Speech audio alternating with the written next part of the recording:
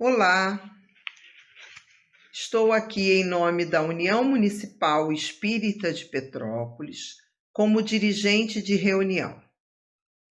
E para prepararmos este momento, vou ler do livro Minutos de Sabedoria, de Carlos Torres Pastorino, a mensagem 108. Procure dar o mais que puder. Uma boa palavra, um sorriso, um gesto de incentivo, um pensamento generoso. E você há de sentir em seu coração a grande verdade. É muito melhor dar do que receber. Ainda não percebeu isto? Experimente então. Ajude alguém desinteressadamente e observe como lhe virá bater a porta com as mãos cheias de alegria a maior felicidade que você possa conhecer em sua vida, a felicidade de dar. E assim, queridos amigos, vamos elevar o nosso pensamento e pedir a Deus, nosso Pai, Jesus, nosso modelo e guia, mentores espirituais que amparam a União Municipal Espírita de Petrópolis, que possamos ter uma palestra que traga ânimo, coragem para enfrentarmos as dificuldades deste momento. Pedimos por todos aqueles que se encontram em sofrimentos nos hospitais, nas ruas, nos asilos, em seus lares, Senhor. Que eles possam receber neste momento vibrações de paz, força, ânimo, coragem para enfrentar as dificuldades. Que a palestrante possa receber também vibrações de amor e que suas palavras possam calar fundo aos nossos corações. Obrigado, Senhor, que assim seja. Graças a Deus. Se você não se inscreveu em nosso canal, faça-o para receber as suas notificações. E quem fala hoje para todos nós é Neuza Guitarelli, que vai falar do Evangelho segundo o Espiritismo, o capítulo 13. Não saiba a vossa mão esquerda o que dá a vossa mão direita. Uma boa palestra para todos nós.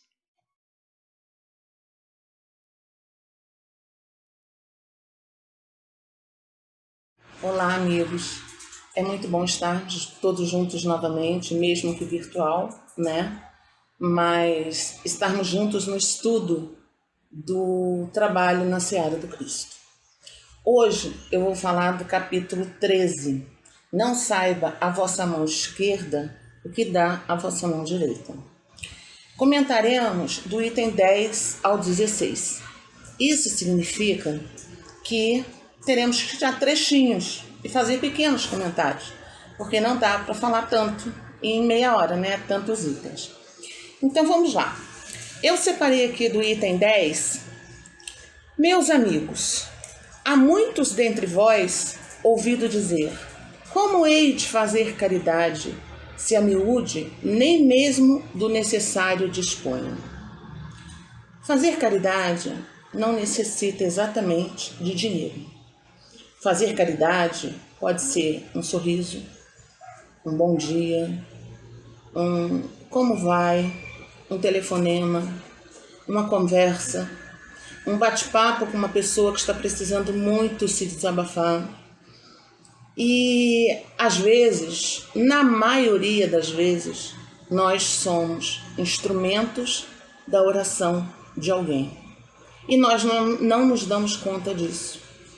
Então, é muito importante a gente perceber isso. Que às vezes, o que aparece na nossa frente, de repente, é um motivo de oração e de agradecimento. Eu não sei se vocês lembram da história do Chico, que ele estava apressado para ir pegar o trem para ir trabalhar. E uma senhora queria conversar com ele sobre uma receita. E ele disse que não podia atender, que ele estava atolado. E Emmanuel disse para ele, volta e atenda. Mas eu vou perder o trem. Volta e atenda. Aí ele voltou, atendeu, explicou a ela como era a receita direitinho que ela tinha que tomar. E ela disse, ai, obrigado, Chico, vai com Deus. E aí, quando ele estava mais na frente, Emmanuel falou com ele, olha para trás, Chico, e veja a vibração de luz que ela está mandando para você. Se você não tivesse atendido, imagina a vibração que estaria vindo. Então, que nós possamos perceber que muitas vezes, se nós perdermos 1 minuto no centro da cidade, no nosso trabalho, em algum lugar que nós estejamos para conversar com alguém, que a gente possa perceber que nós somos o instrumento da prece daquela pessoa. Continuando o item 10. Deus usa de justiça igual para com todos. Nós, lembrai-vos dos obreiros da última hora, pelas companhias de que se cercaram, e que vão pelo mundo prestes a sucumbir às más tentações. Dizei, Deus vos vê, meus caros pequenos, e não vos canseis de lhes repetir essas brandas palavras. Elas acabarão por lhes germinar nas inteligências infantis e, em vez de vagabundos, farei deles homens. Também isso é caridade. Eu vou pedir permissão para abrir aqui um espaçozinho para contar uma história para vocês, real, que aconteceu comigo. Quando eu tinha 15 para 16 anos, eu já estudava à noite e fui trabalhar numa loja de cocadas, não sei se todos vão lembrar, em Correias, na Praça de Correias, do seu Wallace e da Jura. E a Juracema, já era o segundo casamento do Wallace. E com ela, ele teve 5 filhos, seguidos, uma escadinha. E eu trabalhava na loja. Sendo que do primeiro casamento, ele teve duas mulheres, né? 2 meninas que na época já eram mulheres. Uma delas estava ali, junto com a Juracema. E engravidou, e o neném nasceu. E logo depois que o neném nasceu, ela surtou, porque usava drogas, essas coisas. Ela surtou e foi embora para o Rio morar com a mãe. Aí deixou o neném para trás. A Juracema, como já estava com aquela escadinha e com um pequeno ainda bebezinho amamentou esse bebê também até em torno de 6, 7 meses, quando a criança já está comendo. E eu trabalhava meio expediente, apesar de estudar à noite. Então eu falei com ele, deixa eu levar o Wallace para casa, que aí eu tomo conta e alivio a Jura um pouquinho, eu e a minha mãe lá. E assim foi. Ele foi lá para minha casa. Inclusive, naquela época, a minha mãe ainda era católica, nós éramos católicos, e minha mãe e meu pai foram os padrinhos dele. Quando ele tinha 7 anos, o avô, o Wallace, morreu, desencarnou. E a avó do Rio veio buscar o menino, dizendo que nada mais tinha nenhum motivo para ele ficar ali, porque o único vínculo que ele tinha ali de família era o avô, nada mais importava. E levou o menino para o Rio. Nessa época, a mãe já não morava com ela, morava com outro rapaz em Coelho da Rocha, para vocês terem uma ideia. Mas ela não proibiu a minha mãe totalmente de ver o menino. Então nós combinávamos, telefonávamos, e ela morava na rua do Riachuelo, ali no bairro de Fátima, e a mãe do menino em Coelho da Rocha.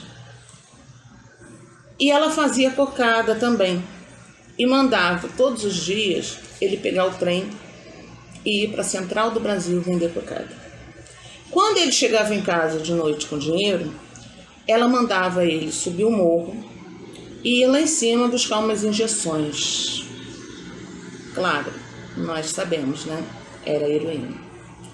Mas ele não sabia. Ele tinha 7 anos. E aí, uma das vezes que ele veio aqui para minha casa, ele me perguntou o que eram essas injeções que a mãe dele usava e que ele ia buscar e não sabia o que era. Eu não podia explicar isso para ele. Ele era muito pequeno. E aí eu disse que possivelmente era alguma medicação que ela precisava usar e que por isso ela pedia para ele buscar, esperava o dinheiro para ele buscar o remédio dela, e foi levando assim. Quando ele tinha 12 para 13 anos, mesmo aqui pequeno, ele sempre adorou ser coroinha. Quando ele tinha 12 para 13 anos, ele já foi para a casa da avó, na rua do Riachuelo. E ali ele foi para uma igreja que uma senhora muito boa, que também já desencarnou, a dona Maria Luísa, ajudou muito a ele. E ele ficou na igreja Nossa Senhora, não, Santo Antônio dos Pobres, perto do Parque de Santana. E a dona Maria Luísa ajudou muito a ele ali. Ela era funcionária da igreja. E fez com que ele também se tornasse funcionário da igreja, apesar de não ter ainda idade, né, para carteira assinada, essas coisas, mas fez dele ali para se tornar funcionário da igreja. E ali ele ficou, ajudando em todas as missas, fazendo algumas coisas, estudando, que ela pediu que ele voltasse a estudar. E ele foi ficando, aí depois ele resolveu fazer teologia. Depois ele foi, acho que os últimos 2 ou 3 anos da teologia, ele foi para o Mosteiro de São Bento e se tornou padre. Hoje ele é o pároco oficial de uma igreja em Conceição da Várzea, em Fortaleza, no Ceará. A gente está sempre em contato. Ele me manda os links das missas, muitas vezes eu assisto. E é um orgulho imenso saber que durante os primeiros 7 anos dele, nós estávamos ali. Que os primeiros 7 anos dele, nós tivemos a oportunidade de dar a ele um bom alicerce. Isso é o que importa. E hoje, vendo ele padre, levando outras pessoas, outros jovens para o bom caminho, isso é muito gratificante. É um orgulho imenso. E eu tenho uma eterna gratidão a Deus por, naquele momento, ter me intuído de pedir para levar ele para minha casa, tão bebezinho ainda. Vamos então agora para o item 11, onde ele vai falar sobre a beneficência. Conhecendo as vicissitudes e as amarguras, quando vedes nelas os semelhantes macerados, refugirem subitamente de esperança. Porque faltos de pão, os desgraçados ouviam seus filhinhos ignorantes de que viver é sofrer, gritando repetidamente a chorar estas palavras que como agudo punhal se lhes enterravam nos corações maternos: estou com fome.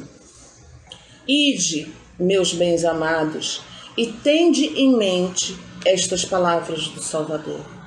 Quando vestirdes a um destes pequeninos, lembrai-vos de que é a mim que o fazeis. Neste item, nós podemos destacar um alerta com as palavras de Jesus mesmo, em que ele diz que quando fazemos algo para alguém, é a ele que fazemos. Ou outra frase: faça com os outros que querem que façam com você. Tem uma passagem com os discípulos em que ele diz que eu estava com fome, você me deste de comer. Eu estava com sede, você me deste de beber. Eu estava com frio, você me agasalhou. E os discípulos não entenderam. E aqui agora está a explicação. Por quê? Porque nós somos todos filhos do mesmo Pai. Se nós somos todos filhos do mesmo Pai, aquela criança, aquela pessoa que chega na nossa frente com fome, com frio, com sede, e nós temos condições de ajudar, é como se tivesse Jesus ali. Vamos imaginar que Jesus bata a nossa porta e que a gente diga não, não tem. Não, não vou dar. Não quero dar. Olha que triste. E se for Jesus? Então, que todas as vezes que nós olharmos para essas pessoas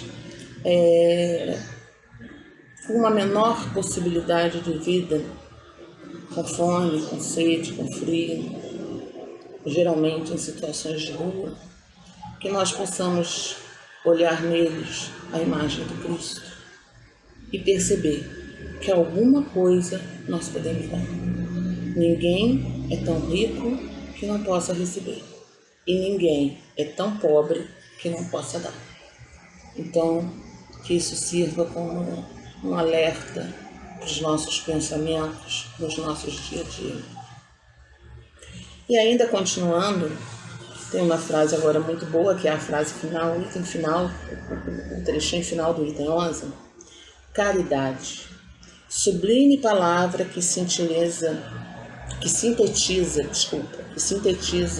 todas as virtudes. És tu que has de conduzir os povos à felicidade.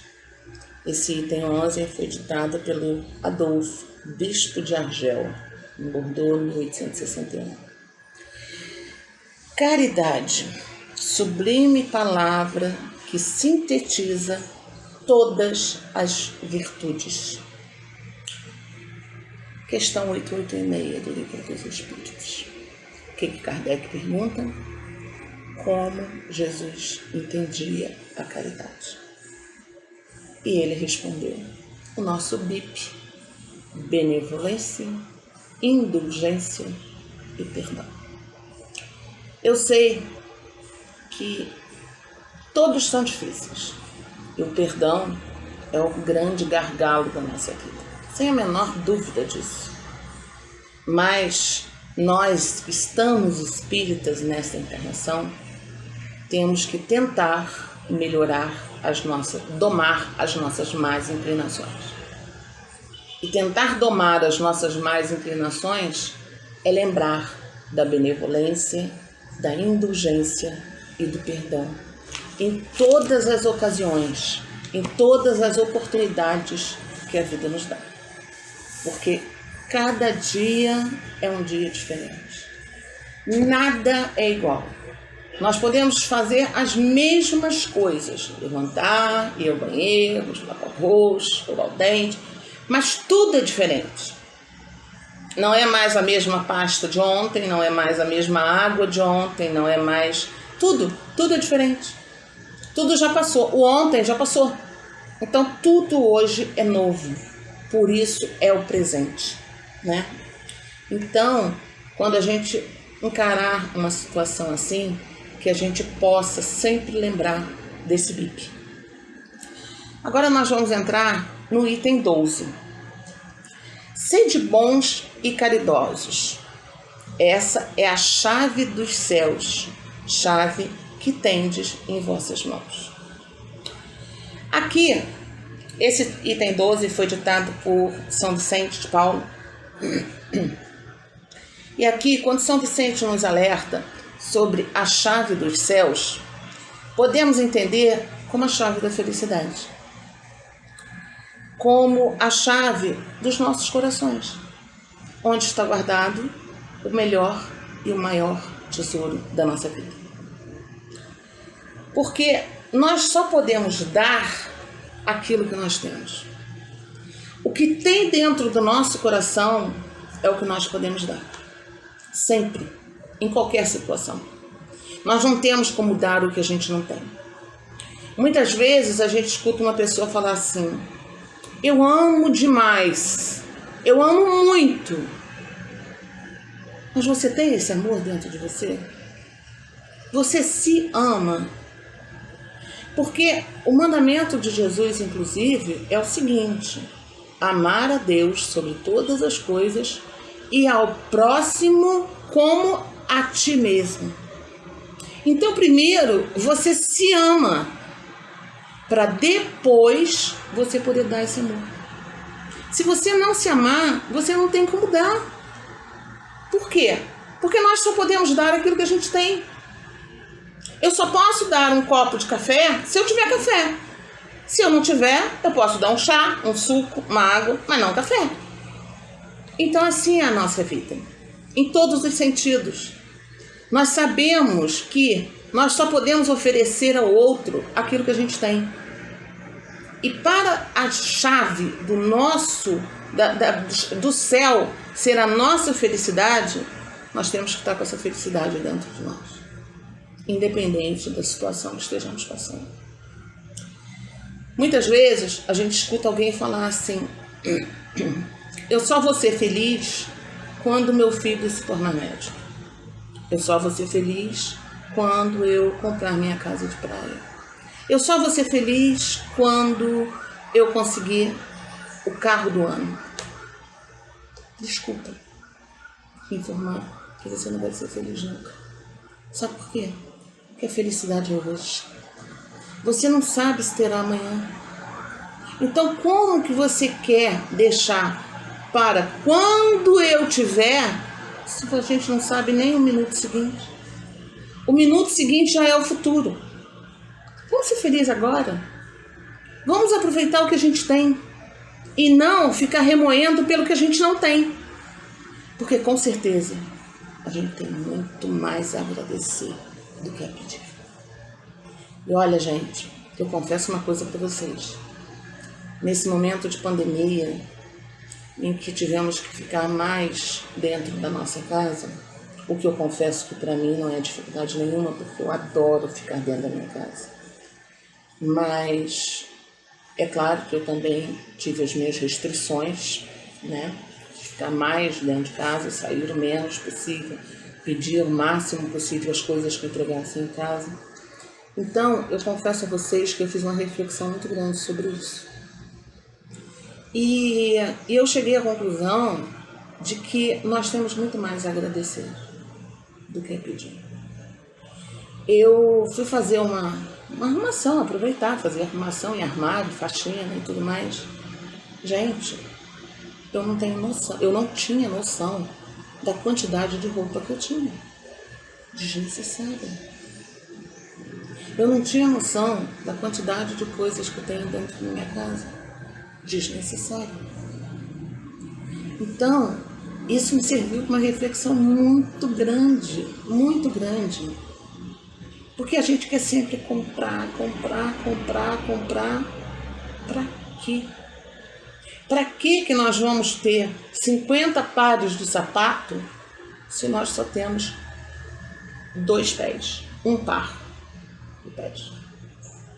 Então são coisas assim, sabe, desnecessárias e que vale a pena a gente refletir.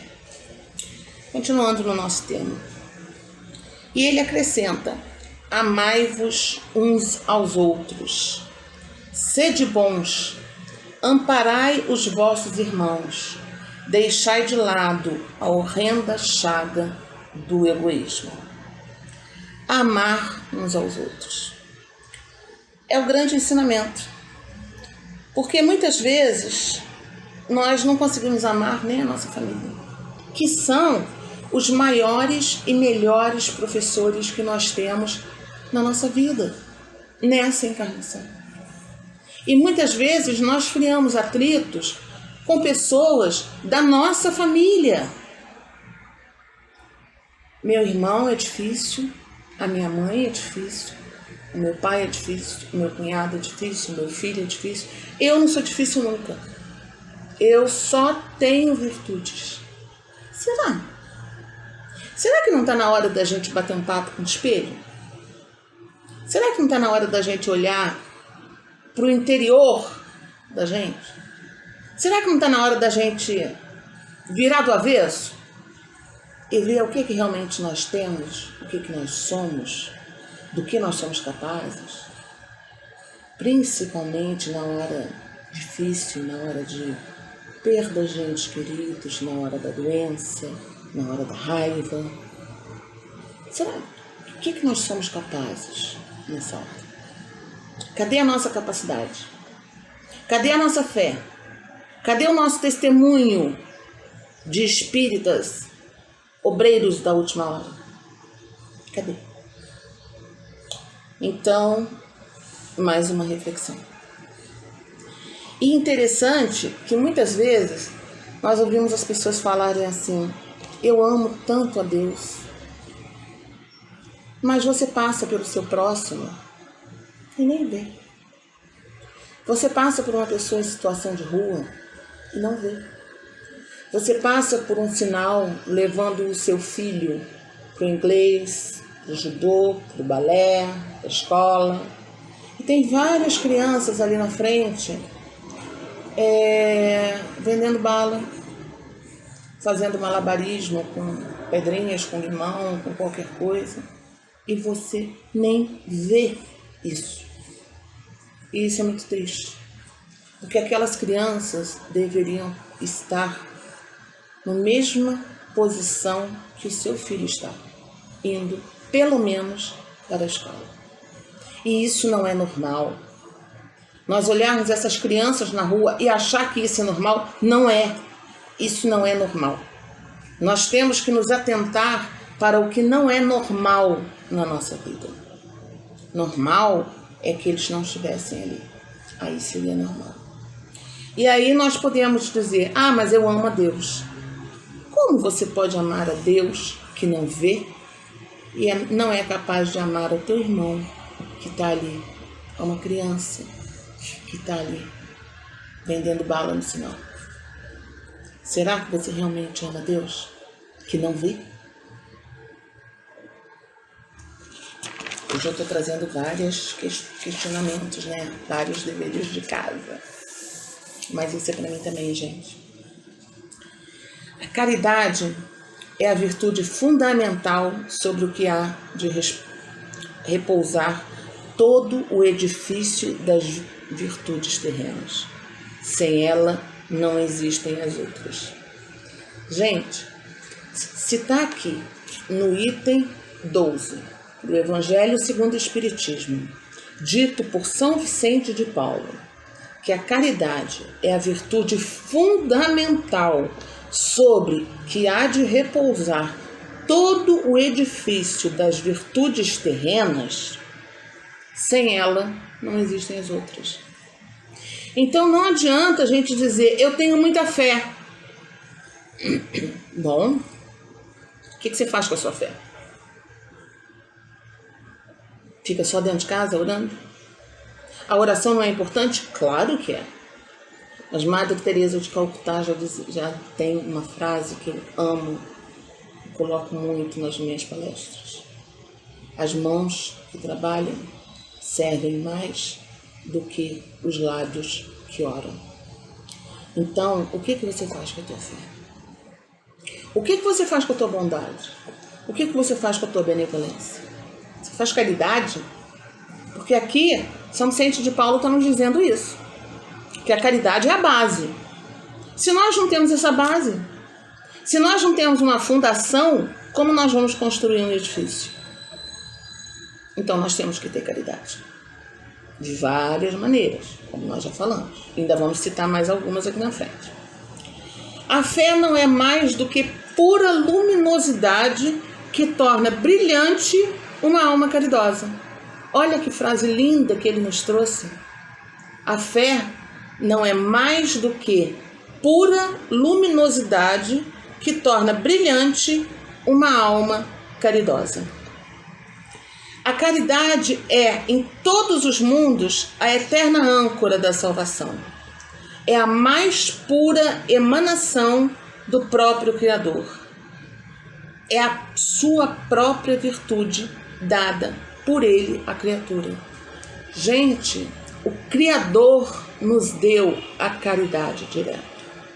É a mais pura emanação do Criador para a criatura. Isso foi São Vicente de Paulo que nos trouxe. No item 13, chamo-me caridade. Sigo o caminho principal que conduz a Deus. Acompanhai-me, pois conheço a meta a que deveis todos visar. Acompanhai-me, pois, meus amigos, a fim de que eu vos conte entre os que se arrolam sob a minha bandeira. Nada temais, eu vos conduzirei pelo caminho da salvação, porque sou a caridade. Isso quem escreveu foi Carita, martirizada em Roma, Lyon, 1861. Então, Carita nos diz no item 13 para nós acompanharmos a caridade. Como nós acompanhamos a caridade? Vendo-a, entendendo-a, seguindo-a e exemplificando através das nossas ações, das nossas atitudes e das nossas palavras. No item 14, a caridade, ao contrário, liga o benfeitor ao beneficiado e se disfarça de tantos modos. Várias maneiras há de fazer caridade, que muitos dentre vós confundem com esmola. Diferença grande vai aí, no entanto, de uma para outra. A esmola, meus amigos, é algumas vezes útil, porque dá alívio aos pobres, mas é quase sempre humilhante, tanto para o que dá como para o que recebe. Então, caridade não é isso. A gente sabe muito bem, né? Escutai agora o que é a caridade para com os pobres. Vejo várias vezes, cada semana, uma reunião de senhoras, havendo-as de todas as idades. Para nós, como sábeis, são todas irmãs que fazem. Trabalham depressa, muito depressa têm ágeis os dedos, mas com que fim trabalham? E que vem aproximar o inverno, aproximar-se o inverno, que será rude para os lares pobres. As pobres mães se inquietam e choram, pensando nos filhinhos que durante a estação invernosa sentirão frio e fome. Tende paciência, infortunadas mulheres. Deus inspirou a outras, mais aquinhoadas do que vós. Elas se reunirão e estarão confeccionando roupinhas. Caritas também trouxe isso para nós. No item 15, meus caros amigos, todos os dias ouço entre vós diferentes. Sou pobre, não posso fazer caridade. E a indulgência? Não é uma caridade? Muitas vezes não perdoais e se posicionam em juízes, muitas vezes severos. Vós que podeis fazer a caridade praticando a indulgência, fazei-a assim, mas fazei-a largamente. Tem uma historinha aqui para contar, mas eu vou ter que pular, porque nós já estamos no nosso tempo final e eu tenho o item 16 ainda para comentar. Trabalhar para os pobres é trabalhar para Deus. E tu, pobre operária, que quer dar e de algumas horas do teu dia, único tesouro que possuis, fazes alguns desses trabalhos elegantes que tentam os felizes. Terás talvez algumas fitas de menos, porém calçado a um que anda descalço. E vós, mulheres que votastes a Deus, trabalhar também na sua obra, que o produto de vossas obras se destine a socorrer os vossos irmãos em Deus. Os pobres são seus filhos bem-amados. Trabalhar para eles é glorificá-los. Todos vós que podeis produzir, dai o vosso gênio, dai as vossas inspirações, dai o vosso coração, que Deus vos abençoará. Os vossos tesouros da terra serão um pouco menores, contudo, os vossos tesouros do céu ficarão acrescidos. João Bordeaux, 1861. Então eu vou contar para a gente finalizar uma historinha da Eulália Bueno, uma grande oradora também espírita, né? Essa semana eu vi essa história dela e achei que encaixa bem aqui. Apesar da gente estar falando de caridade, e ela vai falar de uma caridade um pouco diferente, mas vai dar para a gente entender bastante. Vocês sabem a história daquela mulher que ficou viúva com 7 filhos, o mais velho entre 13 e 14 anos. Então vocês imaginam a escadinha que tinha dali para baixo. E por conta disso, dela ter ficado viúva, ela lá não tinha creche, não tinha com quem deixar as crianças. Então ela foi pegando todos os utensílios domésticos e foi vendendo para poder trazer alimento para os filhos.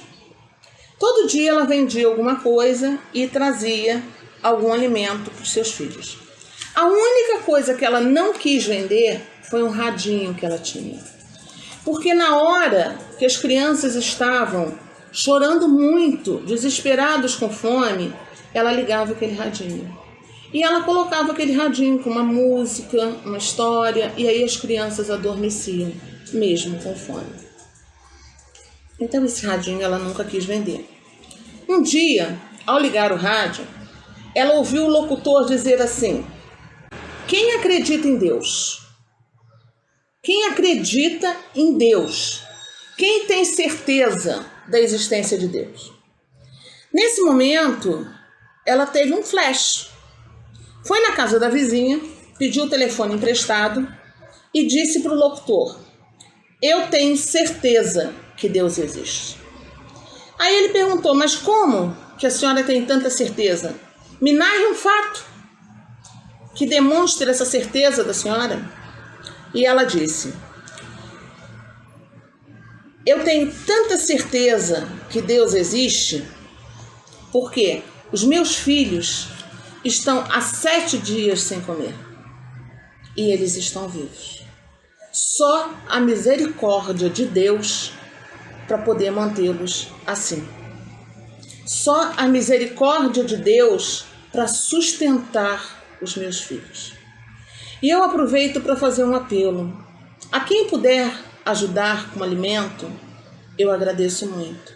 E se alguém puder me arrumar um emprego, eu mesmo irei trabalhar e trazer o provento para dentro da minha casa, o alimento para os meus filhos. Do outro lado, tinha uma pessoa escutando também esse rádio. E ele era dono de uma rede de supermercado. Ele chamou 2 funcionários e disse assim: enche um caminhão de alimentos, todas as outras coisas que uma pessoa precisa, e leve até essa mulher. A rádio automaticamente foi acompanhar, né, para fazer essa reportagem inédita de um caminhão de alimentos chegando. Só que ele disse para os funcionários o seguinte: você vai dizer para essa mulher que quem mandou esse alimento foi o diabo, que Deus não existe, que Deus não manda alimento, que quem mandou o alimento foi o diabo. E os empregados falaram assim: mas senhor, nós vamos fazer isso? Nós não temos coragem de fazer isso. Ele falou: olha, ou vocês fazem, ou vão ser mandados embora, porque eu vou ficar escutando na rádio. E assim eles foram. Chegou lá, a mulher recebeu os alimentos. E cada vez que descarregavam mais o caminhão, ela ajoelhada no chão, mais ela agradecia. Obrigada, meu Deus, obrigada, meu Deus, muito obrigada, obrigada, meu Deus. E ela nada de perguntar nada para os rapazes. Quando chegou no final, um olhou para a cara do outro e falou: acho que nós vamos perder o emprego. Ô dona, a senhora não quer saber quem foi que mandou tudo isso para a senhora? ela olhou para ele e disse: não, eu não preciso saber, meu filho, porque o meu Deus é tão maravilhoso e tão bom que até o diabo obedece. Então, que nós possamos ficar com mais essa reflexão. Bom, agora nós vamos na nossa oração final. Senhor Deus, Mestre Jesus, amigo de todas as horas, Espíritos bondosos que sempre nos acompanham, obrigada. Obrigada por mais uma oportunidade de trabalho na Tua Seara. Mesmo não estando fisicamente na nossa casa espírita, na nossa querida MEC, mas nós sabemos que o trabalho lá continua. Que todos os espíritos bondosos e amigos continuam trabalhando intensamente. Te rogamos, Senhor, neste momento de prece, por todos os desencarnados, neste momento em que nosso mundo, nosso planeta Terra está passando. Sabemos que tudo está em Suas mãos, que nada acontece sem a Tua permissão.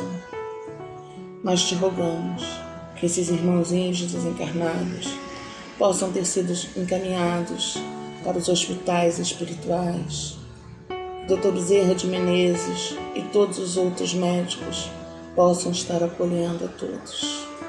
E a esses seres, Senhor, esses entes queridos que aqui estão perdendo, deixando ir seus amados, serene o coração de todos, Senhor, pois o momento está muito tenso, a psicosfera está pesada, mas nós temos a certeza da Tua presença, nós temos a certeza de que estás junto a nós. Muitas vezes nós é que não conseguimos perceber a Tua presença conosco, Senhor. Obrigada. Obrigada, querida MEC. Obrigada a todas as casas espíritas e a todas as outras casas que falam de amor, de oração, de Jesus, neste momento tão conflituoso. Obrigada. Que assim seja, graças a Deus.